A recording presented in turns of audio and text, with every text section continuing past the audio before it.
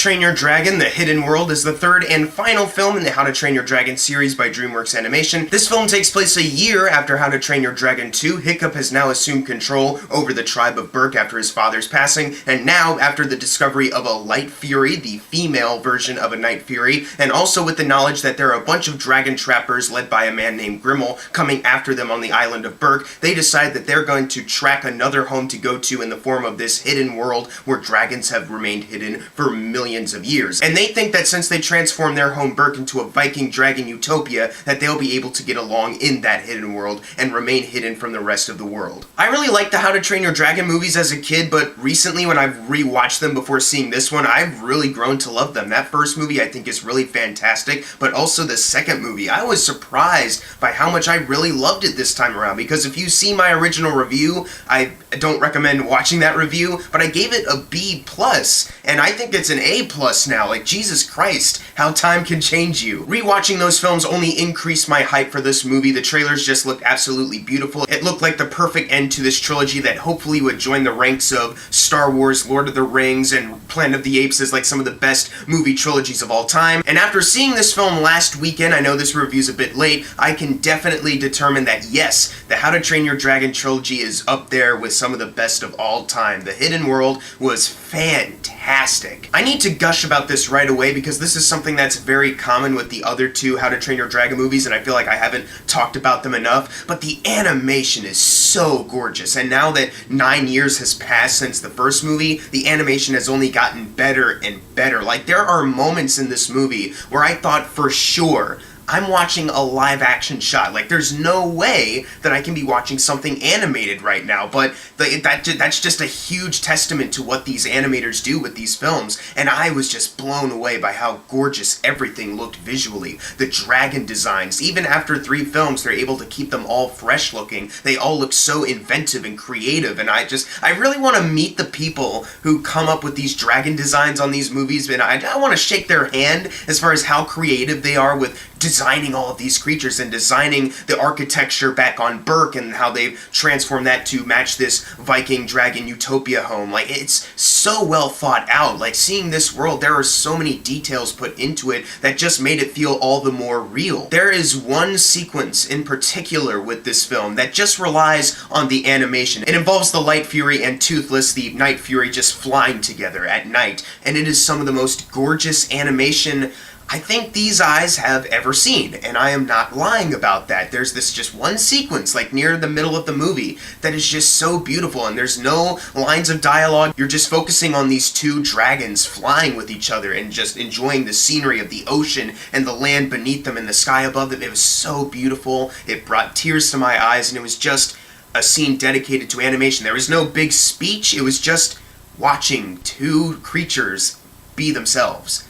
And it brought me to tears. And speaking of these two creatures in this movie, I was a little worried going in because I was hoping that they would find a way to make it work, but I was a little worried that maybe they're going to go a little bit too cutesy with this relationship. I really did enjoy seeing Toothless and this Light Fury actually be on screen together. Every time they were on screen together, I was just like, yes, I was just so happy to see them, because there are just so many moments like that scene I mentioned earlier where it just tugged at my heart so much. But what makes this relationship even more interesting is knowing how it might eventually affect Hiccup and Toothless's relationship overall. Now, Hiccup is a character that I love, just seeing how he's grown from that first movie, just this teenager, now into this adult who has now taken over the tribe after his father's passing. And it's just so fascinating to see how his character has had to grow over the course of these 3 movies, what new leadership responsibilities he has to do, what he has to learn as these movies go on too. He's just such a great character, and Jay Baruchel still does a great job playing him, and I really love the interplay with Hiccup and Toothless in this movie as well. Seeing where they took that relationship, their friendship, just really warmed my heart so much, as it always does. And I thought this movie, how it handles certain things, just got really mature. Another relationship I really liked is Hiccup and Astrid's. America Ferrera still voicing her. This was another thing that I was going in a little worried about, because Astrid is a character that I like, and I think her and Hiccup go well together, and I was wondering if they were still going to have her be able to do stuff in this one, and they did. They still have those cute conversations that they have with each other. Great chemistry between Jay and America America Ferrera in that sense, and just seeing these characters interact with each other, just always rooting for them to end up with each other in the end, and it was just such a joy seeing these characters together one last time. And speaking of other characters that I really like seeing one last time, Tough Nut and Rough Nut. These two,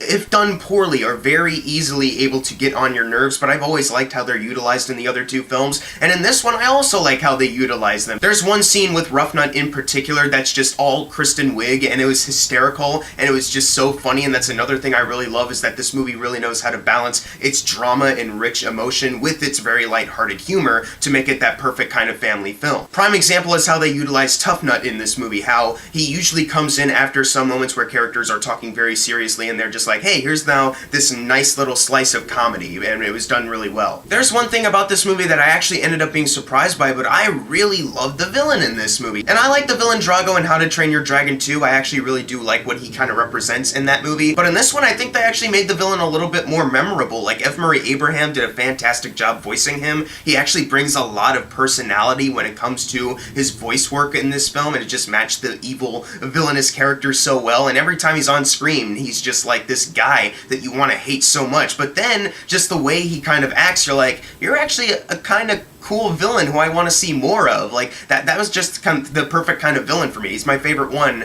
out of the two How to Train Your Dragon movies with villains. This next thing I'm going to bring up, I'm not surprised by at all, but it's just worth bringing up how the action sequences are still very exhilarating and still very fun to watch. They're all so well animated, and how they give each character something to do in all of these action sequences, it just works out so well. It's just so fun to watch, especially since there are also now the Vikings that have utilized like shedded dragon scales to their armor, how they can fly, something they kind of introduced in 2, and now it's kind of been utilized fully. Like, that was also a lot of fun, seeing how they can also still rely on their own set of skills and tools surrounding them to get by. I've talked about the action sequences, I've talked about the animation, I've talked about all the characters and how I've really liked how they were utilized. I also really love the score for this movie by John Powell, once again killing it. He's done the other two How to Train Your Dragon movies, and he just shows how well he knows this world, how to create the sound so perfectly. But one thing I really need to bring up, which is what everyone's gonna bring up, how they actually close this trilogy. The ending of this movie will have many people in tears, myself included. It tugged at my heart so much, and it's definitely one of those films that will make you feel so sad yet so happy that they're wrapping it up so perfectly. You know, I don't want to see How to Train Your Dragon 4. I don't want them to go the Toy Story route where they make a fourth one even though 3 ended so perfectly. I don't want to see them do that, because this movie just ended in such a sweet place that's so mature and just so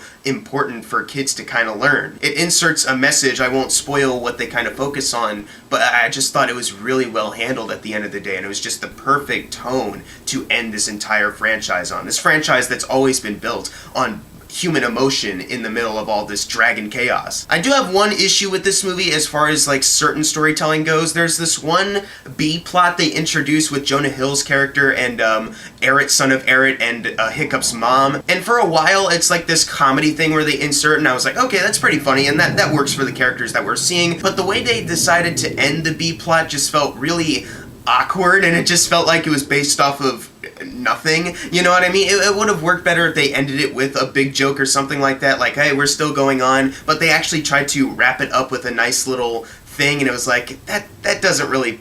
It feels a little weird. I can't explain it without spoilers, but it just felt a little awkward and unearned. But besides from that one storytelling thing, I really enjoyed the story for this movie. I love the music, I love the animation, just so many great, beautiful things about this film. Everyone needs to go see this when it releases wide on February 22nd. Please do. It is such a gorgeous film, and How to Train Your Dragon definitely rises in the ranks as one of the best film trilogies of all time. I'm gonna give How to Train Your Dragon: The Hidden World an A. This movie is absolutely wonderful in every single way. If it weren't for that one storytelling element, this would have been an A+ easily. I love seeing all these characters, even if it is for the last time. I've loved seeing them grow up. I've loved seeing these dragons so much, the old ones and the new ones that just look so gorgeous. I may be sad that I'm not going to be able to come back to Berk anytime soon, but I'm glad that they ended it in the place that they should have. It's a beautiful way to end this franchise. But if you've seen How to Train Your Dragon: The Hidden World, leave in the comments below what you thought of it. And as always, thank you guys for watching. Make sure to subscribe. I'm Jackson Fulcher. See you guys next time.